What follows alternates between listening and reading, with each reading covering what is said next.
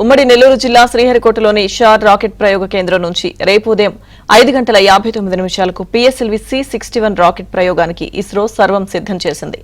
భూమికి 529 కిలోమీటర్ల ఎత్తులోని నిర్దేశిత కక్షలో EOS-09 శాటిలైట్ ను రాకెట్ ప్రవేశపెట్టనుంది. PSLV C-61 రాకెట్ ఎత్తు 44.5 మీటర్లు, బరువు 321 టన్నులు. దేశ రక్షణ కోసం EOS-09 శాటిలైట్ నింగిలో నిఘా నేత్రంలా పనిచేయనుంది. ఇస్రో ప్రతిష్టాత్మకంగా చేపట్టిన 101వ రాకెట్ ప్రయోగం ఇది.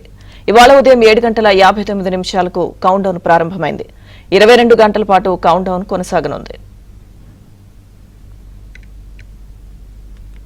దీనిపై మరింత సమాచారం మా ప్రతినిధి మహేష్ అందిస్తారు. నెల్లూరు జిల్లా షార్ రాకెట్ ప్రయోగ కేంద్రం నుంచి రేపు ఉదయం 5:59 ఇస్రో PSLV C-61 రాకెట్ ని ప్రయోగించబోతుంది. ప్రధానంగా చూస్తే ఈ రాకెట్ ద్వారా ఒక నిఘా నేత్రాన్ని నింగిలోకి పంపుతున్నటువంటి పరిస్థితి ఉంది. మొత్తం మీద ఈ PSLV C-61 రాకెట్ EOS-09 అనే ఒక శాటిలైట్ ని తీసుకువెళ్తుంది. ఈ EOS-09 అనేది ఒక నిఘా నేత్రం అని చెప్పొచ్చు.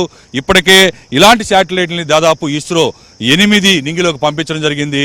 అవన్నీ కూడా వాటి ద్వారానే మన దేశ రక్షణ భద్రత మొదలైనవన్నీ కూడా చేపట్టగలుస్తున్నాం. ప్రధానంగా చూస్తే ఇప్పుడు పంపిస్తున్నటువంటి EOS-09 శాటిలైట్ ఎంతో కీలకమైనది. ఇది హై రిజల్యూషన్ తోటి ఫోటోలన్నీ కూడా ఇస్రోకి పంపించే అవకాశం ఉంది. ప్రధానంగా ఎటువైపు చూసినా కూడా 1500 కిలోమీటర్ల దూరం మేర మా ఫోటోలు తీసి పంపించే అవకాశం ఉంది. అలాగే మన దేశంతో పాటు చుట్టుపక్కల ఉన్న దేశాల్లో ఏం జరుగుతుంది, ఉగ్రవాద కార్యకలాపాలు, చొరబాటుదారులు, ఇలాంటివన్నీ కూడా ఉగ్రవాద స్థావరాలు ఇవన్నీ కూడా తెలుసుకునే అవకాశం ఉంది.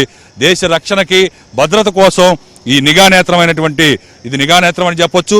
EOS-09 శాటిలైట్ ని నింగిలోకి పంపించబోతున్నారు. ఈ రోజు ఉదయం 7:59 కౌంట్ డౌన్ కూడా స్టార్ట్ అయింది. 7:59 నుంచి దాదాపు 22 గంటల పాటు కౌంట్ డౌన్ కంటిన్యూ అవుతుంది. రేపు ఉదయం 5:59 ఈ PSLV C-61 రాకెట్ నిప్పులు చెరుగుతూ నింగిలోకి దూసుకోపోబోతుంది. ఇస్రో దాదాపు ఇప్పటికే 100 ప్రయోగాలు పూర్తి చేసింది. ఇది 101వ ప్రయోగం. చాలా ప్రతిష్టాత్మకంగా ఈ ప్రయోగాన్ని నిర్వహిస్తున్నారు. షార్లో భద్రతను కూడా పెంచారు. ఇస్రో చైర్మన్ నారాయణన్ ఇప్పటికే షార్కు చేరుకోవడం జరిగింది. ఆ షార్ అనేది ఒక దీవి లాంటి ప్రాంతం. ఒకవైపు సముద్రం, చుట్టూ కూడా 3 వైపులా వాటర్ ఉండేటువంటి ప్రాంతం. ఇక్కడ మొత్తం చూస్తే ఒక దీవి లాంటి ప్రాంతం. ఈ దీవిలో కొంత అడవులు కూడా ఉన్నాయి. అడవులన్నీ కూడా CISF జవాన్లు జల్లెడి పడుతూ ఉన్నారు. ఈ PSLV C-61 రాకెట్ ని అలాగే ఈ EOS-09 శాటిలైట్ ఇది తయారు చేసేందుకు ఇస్రో శాస్త్రవేత్తలు ఎంతో శ్రమించారు, కష్టపడ్డారు. మొత్తం మీద రేపు ఒక నిఘా నేత్రం అయితే నింగిలోకి వెళుతుంది. ఎప్పటికప్పుడు మన దేశ రక్షణకు సంబంధించి అలాగే భద్రతకు సంబంధించి అనేకమైనటువంటి అంశాలు వీలైనంత త్వరగా తెలుసుకునే అవకాశం ఉంటుంది. ఇతర దేశాలు చుట్టుపక్కల ఉన్నటువంటి పాకిస్తాన్, బంగ్లాదేశ్, టర్కీ, శ్రీలంక ఇటువంటి దేశాల్లో, నేపాల్ ఇలాంటి దేశాలు చుట్టుపక్కల ఉన్నటువంటి దేశాలు ఎక్కడ కదలికలు ఎలా ఉన్నాయి, ఏం చేస్తున్నాయని కూడా తెలుసుకునే అవకాశం ఉంది. అయితే దీని పరిధి 1500 కిలోమీటర్ల మేర ఇది పనిచేస్తూ ఉంటుంది. ఇప్పటికీ అనేకమైనటువంటి ప్రయోగాలు చేపట్టిన ఇస్రో రోజు రోజుకి కూడా ఎంతో అభివృద్ధి చెందుతుంది. కేవలం నరేంద్ర మోదీ ఇస్రోకి ఊతం ఇచ్చారని చెప్పొచ్చు.